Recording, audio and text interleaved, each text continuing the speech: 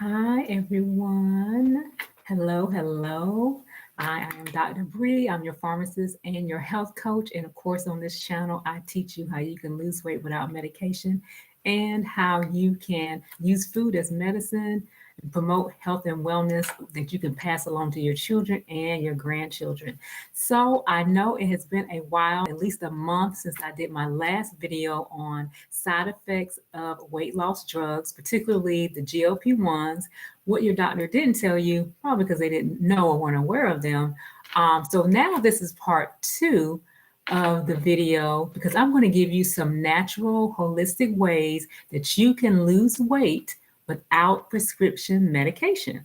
All right, so this video is not going to be very long, but I just wanted to come on here and do part two because I know it's been a while and I apologize. I've just been so busy, but I wanted to give you some options. I didn't want to just leave you hanging once you learn about, the good, bad, and the ugly of GLP-1 injectable medications. And then now I am going to give you some really good alternatives that can help you. And a lot of these I incorporated into my own personal life because, on my YouTube channel here, you will see I share with you very transparently how I had lost 47 pounds without any prescription medication at all. And coming soon, I will be launching an online course that you can take. You can go through on demand at your own pace and walk through the whole process, and you'll get the elimination protocol, all of those things, tools, everything that I learned, I'm going to teach it to you. So stay tuned. In a few weeks, I'll be launching that as well on my website. And of course, I always like to promote my website, which is keepwellnesssimple.com. That's keepwellnesssimple.com, because on my website, if you can go on there, you will see blogs. I have on there testimonials of people who have I've worked with in the past with health coaching. I've got a lot of holistic and natural options for if you're trying to look for more natural ways to treat certain conditions and things like that. There's a lot of like supplements and other holistic products. I think they'll be very valuable asset to you. But just check out my channel, my website, keepwellnesssimple.com. And of course, you can always subscribe to this channel because I am going to be continuing to teach you very natural ways that you can lose weight or just holistic life and wellness and wholeness all together. So which encompasses a lot of different things in our lives, as a health coach and a pharmacist, but particularly as a health coach, we think about wellness, health and wellness is maybe just take a whole bunch of vitamins or you make your nutritional changes, which is very important and just a small piece of health and wellness. But health and wellness encompasses mental health, spiritual health, socialization, your environment, your home life, your finances, movement, exercise, sleep hygiene. That's why on this channel, you also see a few clips that I have while I'm actually walking, and I'm sharing little tips as I walk because movement is just as important as making those really good dietary and nutritional changes as well. As long as sleep hygiene, stress management, hydration, all of those things make up, what health and wellness is. So I'm so glad you are here with me today. And so I just want to come on here really quick and just give you some natural alternatives to weight loss. Okay. So we know that, as I shared in part one of the video, like there are a lot of really good benefits to the GLP-1 agonists. And of course, I'm just using the therapeutic drug class. Not breaking down the actual names, but those drugs, if you're not familiar by now, there are those of the Zepbound, the Ozempic, Mounjaro, Trulicity. Those are the ones that you see. Well, actually, Trulicity is more approved for diabetes, but anyway, the whole class of medications of that nature is what you're hearing a lot about. And so basically what they do, how they work, is that they stimulate our gut's production of natural GLP-1, glucagon peptide 1, that our gut naturally produces. So it kind of enhances that.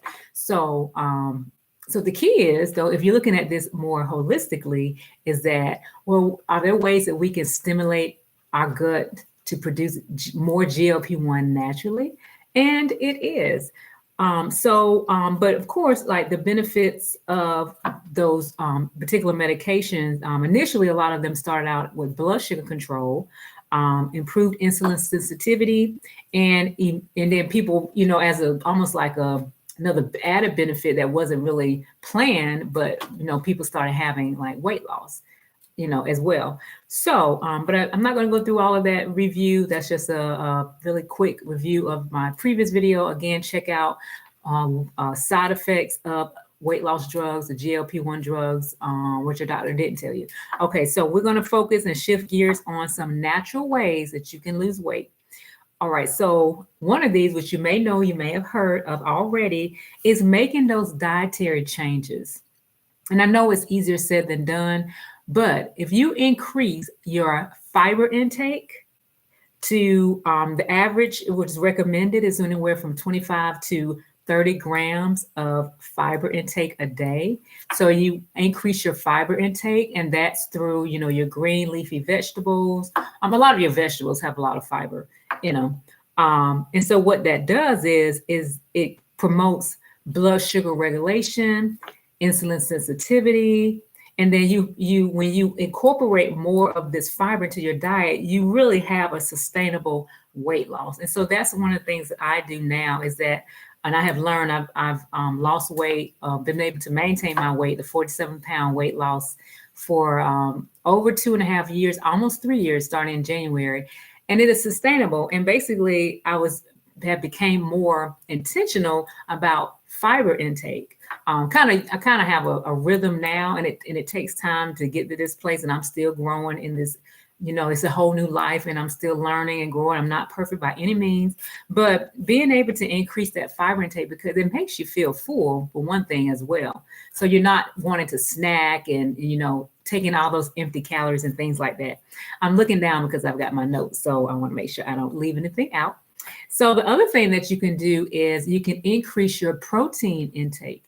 Now, most people, that's not a big issue. You really want to look at, if you want to be specific, measuring out the amount of protein you need based on your weight. You want to look at anywhere from, the range is like 0.8 grams per kilogram through 1.2 grams per kilogram. So if you want to, calculate how much based on your body weight, how much protein you would need, you use that scale from 0.8 to 1.2 grams per kilogram. So that's another way.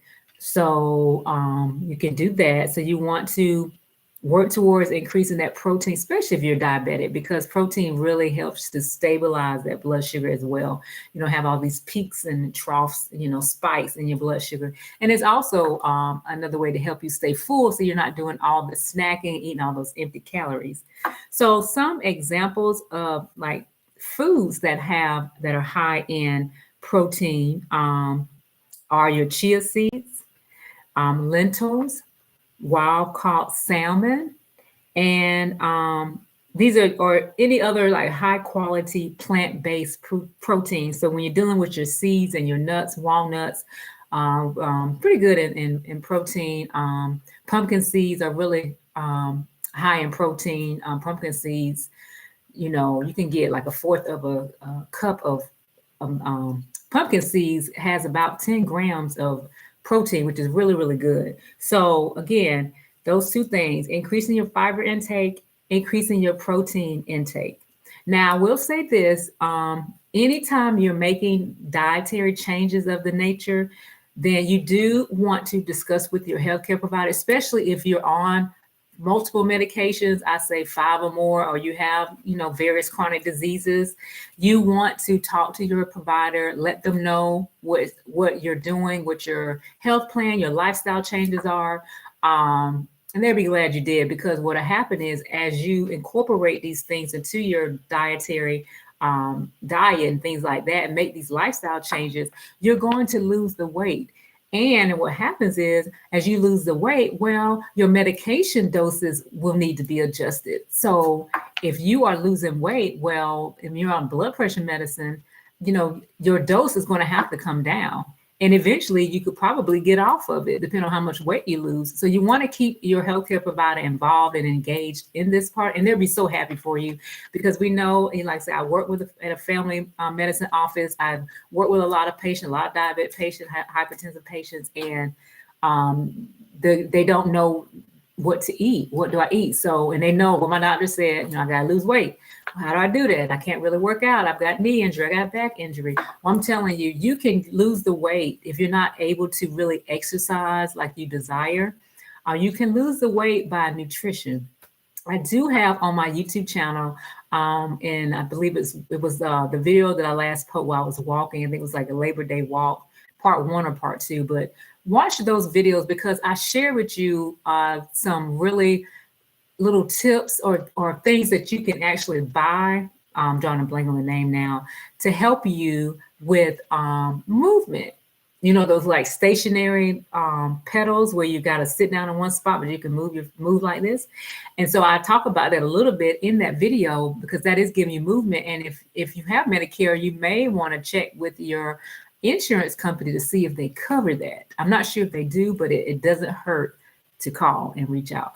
So there's always some options or something that you can be done. If you can't, nobody said, we're not trying to be triathletes and things like that, but getting some type of movement is important if you can. Okay, so we're going to shift gears a little bit, and we're going to shift into dietary changes to looking at more vitamins, supplement support. These are supplements that can help you with weight loss. So, number 1, cinnamon. So cinnamon is, a lot of diabetics will, I remember when the data came out about cinnamon and diabetes and managing blood sugar and things like that. I would get all kind of calls and questions. What about these cinnamon capsules? What about, this and that and that? But cinnamon has been shown to decrease cravings. It does stabilize your blood sugar. Now, it depends on what formulation, and there's different, like, I guess, family or species of cinnamon. If you want to know more specifically what brand of cinnamon will work for you, definitely go to my website, keepwellnesssimple.com. Or anything that we're discussing today. If you want a more personalized face-to-face consultation, go to my website, keepwellnesssimple.com, and you can book a free consultation with me, and I'll be glad to work with you and support and see how I can support you. But overall, cinnamon has been shown to decrease cravings, so that's important. Another supplement is called bitter melon. Bitter melon. That's been shown to regulate blood sugars. Another supplement, ashwagandha. So ashwagandha is what we call as an adaptogen. And an adaptogen is like a supplement that helps our body to cope better with stress.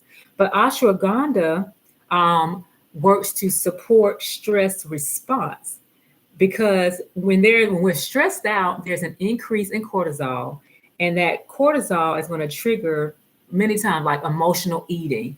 Many of us, and I'm guilty myself, when if you're bored, you eat, or if you're stressed out, you eat. So if you can control that cortisol or control that stress, you can control that cortisol release, and then you won't be so tempted to do that emotional eating that cortisol can trigger. Also, we know that increasing cortisol increases fat storage. Okay. So that's why, a lot of times, especially if you're in that perimenopausal or menopause age group, we get that. If you're in high stressful situations, like that weight right in your gut, not just, that perimenopausal or menopausal women, but that midsection right there is where that cortisol would just cause those fat cells, it'll just stick right there, and it's hard to get rid of that. So again, the thought behind the ashwagandha being an adaptogen is to help our bodies, reduce stress levels, which reduces cortisol, and it goes from there. So overall, ashwagandha decreases the cortisol response. All right, this next one, probiotics. Did you all know that probiotics? Remember, it's all about the gut health. Everything centers back to the gut. But probiotics have been shown to balance out the gut, which causes our body or causes our gut to produce normal amounts of GLP. Remember, the GLP, our gut already makes it, but if your gut is out of balance, if you're dealing with like dysbiosis, which means your gut's pretty much out of balance, leaky gut, those things of that nature, then it's going to be really hard for your gut to produce the right amount of GLP-1 that it needs. So we get the gut healthy by being on probiotics, then our gut will naturally produce the amount of GLP-1 that we need on its own. And lastly, is the supplement called berberine. Berberine, I know many of you probably have heard a little bit about it, but berberine has really good benefits and has very minimal side effects as well. But berberine has been shown to support insulin sensitivity, control and manage blood sugars. And usually the dosing with this is around 500 milligrams 3 times a day is usually where you start with that. Another thing that berberine does is that it induces secretion of GLP-1. Again, remember, that's what we want to do. We want to cause our body or our gut to produce the right amount of GLP-1. But berberine induces secretion of GLP-1 by altering the gut microbiome and protects the colon and enterocytes, or the cells that line the gut lining.